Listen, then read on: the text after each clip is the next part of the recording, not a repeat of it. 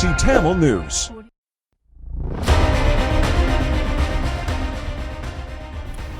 TBCயின் தலைப்புச் செய்திகள்.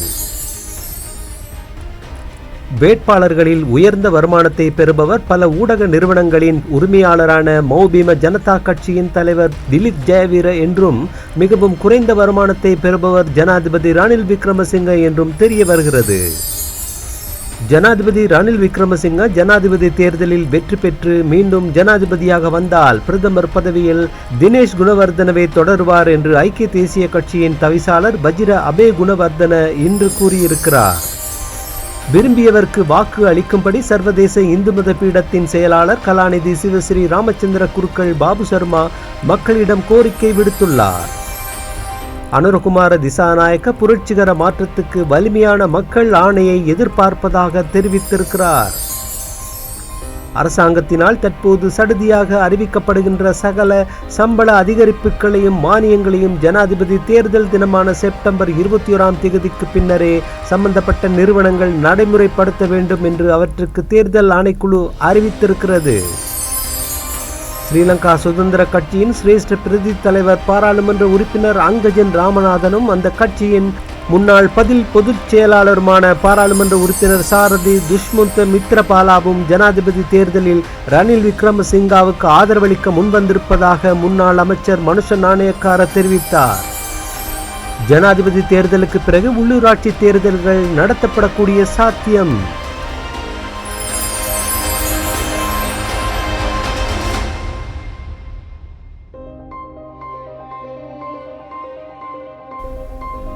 வணக்கம். நீங்கள் இணைந்திருப்பது TBCயின் மாலை தமிழ் செய்திகளுடன். இனி விரிவான செய்திகளை பார்ப்போம். ஜனாதிபதி வேட்பாளர்கள் தேர்தல்கள் ஆணைக்குழுவிடம் சமர்ப்பித்த சொத்துக்கள் மற்றும் பொறுப்புகளின் விவரங்களின் அடிப்படையில் நோக்கும் போது அவர்களில் மிகவும் உயர்ந்த வருமானத்தை பெறுபவர் பல ஊடக நிறுவனங்களின் உரிமையாளரான மௌபிம ஜனதா கட்சியின் தலைவர் திலீப் ஜெயவீர என்றும், மிகவும் குறைந்த வருமானத்தை பெறுபவர் ஜனாதிபதி ரணில் விக்ரமசிங்கா என்றும் தெரிய வருகிறது. சொத்து பிரகடனங்களின் பிரகாரம் ஜெயவீரவின் மாதாந்த வருமானமும் 1,65,00,000 ரூபாய். அவருக்கு அடுத்ததாக பிரபலமான வழக்கறிஞராகவும் முழுநேர அரசியல்வாதியாகவும் இருக்கும் விஜயதாசவின் மாத வருமானம் 13,40,000 ரூபாய். இவர்களை தவிர மற்றைய சகல வேட்பாளர்களுக்கும் 5 லட்சம் ரூபாவுக்கும் குறைந்த தொகையை தங்களது மாத வருமானமாக காட்டியிருக்கிறார்கள். அதில் பெரும்பாலானவை அவர்களின் அரசாங்க சேவை சம்பளமாகும். ஸ்ரீலங்கா பொதுஜன பெரமுனவின் வேட்பாளர் தனது மாத வருமானம் 4,54,285 ரூபாய் என்று பிரகடனம் செய்திருக்கும் அதேவேளை ஃபீல்ட் மார்ஷல் சரத் பொன்சேகா தனது வருமானம் 3,17,785 ரூபாய் என்றும், மக்கள் போராட்ட இயக்கத்தின் வேட்பாளர் நுவான் போப்பகே தனது வருமானம் 3 லட்சம் ரூபாய் என்றும் கூறியிருக்கின்றனர். எதிர்க்கட்சித் தலைவர் சஜித் பிரேமதாசா தனது வருமானத்தை 2,95,681 ரூபாய் என்றும், தேசிய மக்கள் சக்தியின் வேட்பாளர் அனுரகுமார திசாநாயக்க தனது வருமானத்தை 2,56,802 ரூபாய் என்றும் காட்டியுள்ளனர். ஜனாதிபதி விக்ரமசிங்க தனது மாத வருமானம் 1,79,691 ரூபாய் என்று பிரகடனத்தில் குறிப்பிட்டிருக்கிறார்.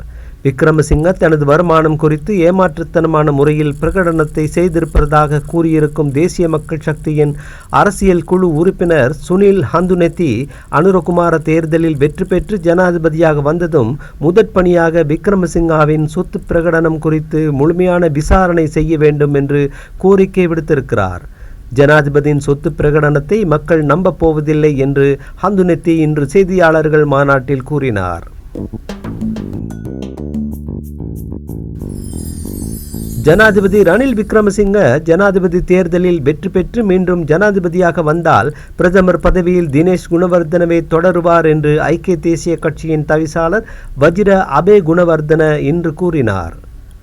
ஜே.ஆர். ஜெயவர்தன 1982 ஆண்டு ஜனாதிபதி தேர்தலில் வெற்றி பெற்ற பின்னரும் ரணசிங்க பிரேமதாசாவையே பிரதமராக பதவியில் தொடர்ந்தார். 1999 ஜனாதிபதி தேர்தலில் சந்திரிகா குமாரதுங்க வெற்றி பெற்ற பின்னரும் முதலில் பிரதமராக இருந்த ரத்னசிறி விக்ரமநாயக்கவே பிரதமராக தொடர்ந்தும் பதவியில் இருந்தார். 1999ஆம் ஆண்டில் சந்திரிகா இரண்டாவது அமைச்சரவையை அமைத்த வேளையிலும் விக்ரமநாயக்கவே பிரதமராக நியமிக்கப்பட்டார். அதனால் பதவியில் இருக்கும் ஜனாதிபதி புதிய தேர்தலில் வெற்றி பெற்று மீண்டும் ஜனாதிபதியாக வரும்போது முதலில் பிரதமராக இருந்தவரே அந்த பதவியில் தொடர்வது ஒரு நியதியாகிவிட்டது. ஜனாதிபதி விக்ரமசிங்க தேர்தலில் வெற்றி பெற்று மீண்டும் ஜனாதிபதியாகும் போது குணவர்தனவே பிரதமராக பதவியில் தொடர்வார் என்று வஜிர அபே குணவர்தன கூறினார். வாக்குரிமை மக்களின் அடிப்படை உரிமை, பலமாக பயன்படுத்த வேண்டும் என சர்வதேச இந்து மத பீடம் தெரிவித்துள்ளது. எதிர்வரும் ஜனாதிபதி தேர்தலுக்கு மக்களாகிய நாங்கள் எமது வாக்குரிமையை பயன்படுத்தி நமது உரிமையை பெற்றுக்கொள்ளும் பலமான வாக்குச்சீட்டாக பயன்படுத்த வேண்டும் என சர்வதேச இந்து மத பீடம் தெரிவித்துள்ளது. இலங்கை நாட்டின் ஒவ்வொரு குடிமகனினதும் அடிப்படை உரிமை வாக்களிப்பு உரிமையாகும். இந்த வாக்கு உரிமை தான் ஜனநாயக ரீதியானது. இந்த ஜனநாயக ரீதியாகவே எமது அடிப்படை உரிமைகளை வென்றெடுக்க வேண்டும். குறிப்பாக தமிழ் மக்கள் 30 வருட காலமாக ஆயுத போராட்டத்தில் போர் சூழலில் அகப்பட்டு பலவிதமான இன்னல்களுக்கு உள்ளாகினார்கள். இந்த நிலைமையை கருத்தில் கொண்டு வாக்குரிமையை சரியாக பயன்படுத்த வேண்டும் என உணர்வு மேலோங்கி நிற்க வேண்டும் என்றும் அவர் கூறினார். கடந்த காலங்களில் வாக்குரிமையை பயன்படுத்தாத காரணத்தினால் தமிழ் மக்கள் அதன் விளைவை எதிர்நோக்கி இருந்தார்கள் என்பது வெள்ளிமடை மலை. ஜனநாயக ரீதியான போராட்டமாக இருக்கட்டும் அல்லது ஜனநாயக ரீதியாக தலைவரை தேர்வு செய்வதாக இருக்கட்டும், நமது வாக்கு சுதந்திரத்தை பயன்படுத்தி அந்த வாக்குரிமையின் மூலம் நமது அடிப்படை உரிமைகளை பெறுவதற்கான அறப்போராட்டங்களில் இதுவும் ஒன்று என்பதை மக்கள் மறந்துவிடக்கூடாது. எனவே உங்கள் வாக்குரிமையை வீணடிக்காது உங்கள் உரிமையை பயன்படுத்தி உங்கள் உரிமைகளை தரக்கூடிய தகுந்த தலைவரை தேர்ந்தெடுக்க வாய்ப்பு உள்ளது உங்கள் கரங்களில்.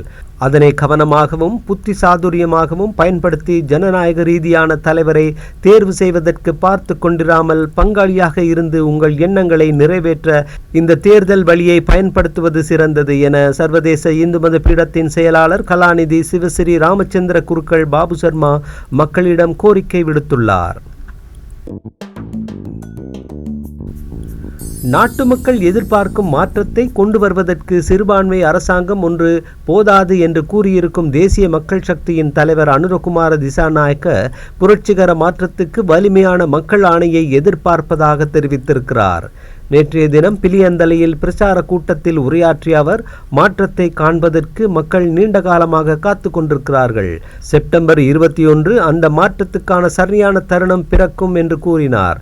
ஒரு அரசாங்கத்தின் பலம் அந்த பாராளுமன்ற உறுப்பினர்களின் எண்ணிக்கையால் தீர்மானிக்கப்படுவதில்லை, மாறாக அந்த அரசாங்கத்தின் மக்கள் வைத்திருக்கும் நம்பிக்கையினாலேயே அந்த பலம் தீர்மானிக்கப்படுகிறது என்றும் திசாநாயக்க குறிப்பிட்டார். ஸ்ரீலங்கா சுதந்திர கட்சியின் சிரேஷ்ட பிரதி தலைவர் பாராளுமன்ற உறுப்பினர் அங்கஜன் ராமநாதனும் அந்த கட்சியின் முன்னாள் பதில் பொதுச் செயலாளருமான பாராளுமன்ற உறுப்பினர் சாரதி துஷ்யந்த மித்ரபாலாவும் ஜனாதிபதி தேர்தலில் ரணில் விக்ரமசிங்காவுக்கு ஆதரவளிக்க முன்வந்திருப்பதாக முன்னாள் அமைச்சர் மனுஷ நாணயக்கார தெரிவித்தார். அவர்கள் இருவரும் இன்று காலை ஜனாதிபதியை சந்தித்தனர்.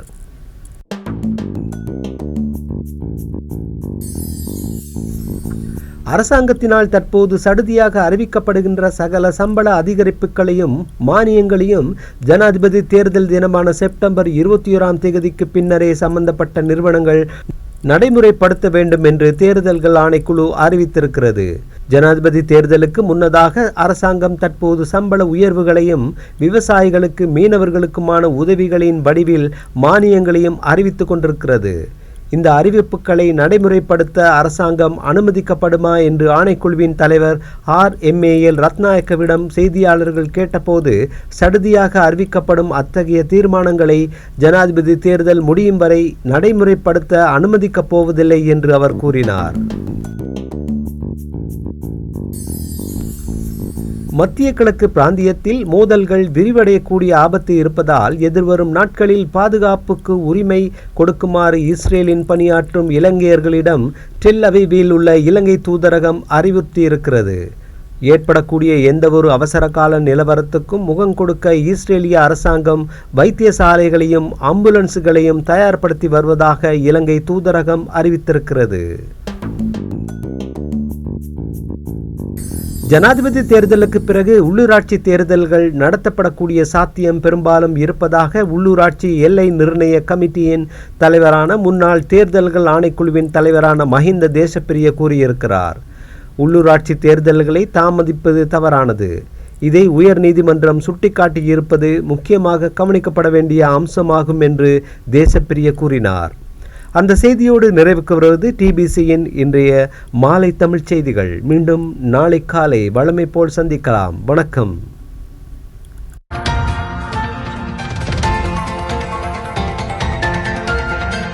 TBC Tamil News.